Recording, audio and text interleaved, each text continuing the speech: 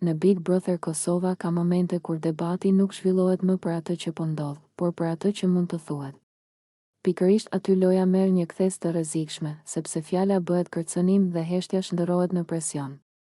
Përballja mes Arditit dhe Fjollës ishte një nga ato momente të rënda, ku tensioni u ndje në ajër. Arditi, i ngarkuar emocionalisht dhe i vendosur për të mos u tërhequr, i drejtohet Fjollës me një ton të ftohtë, por plot nënkuptime.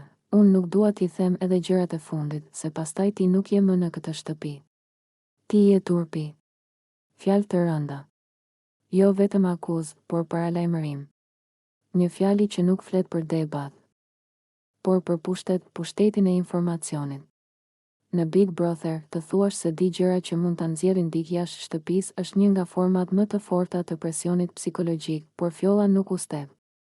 Nuk u përpoq të qetësonte situatën, nuk kërkoi të mbyllej debati.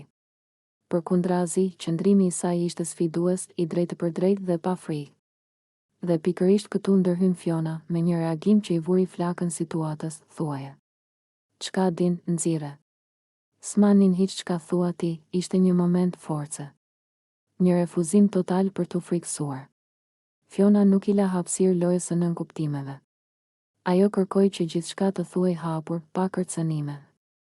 Pa gjëra të fundit që mbahen pezull për presion. Ky shkëmbim tregoi qartë se konflikti kishte kaluar nga keqkuptim në përplasje karakteresh.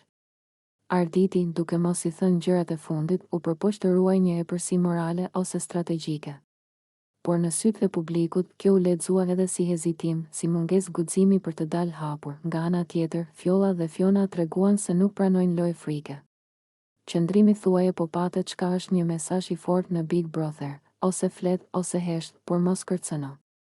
Sepse kërcënimi pa veprim e dobëson pozitën e atij që e bën. Kjo përballje shënoi edhe një herë se marrëdhënia mes Arditit dhe Fjollës është e pakthyeshme.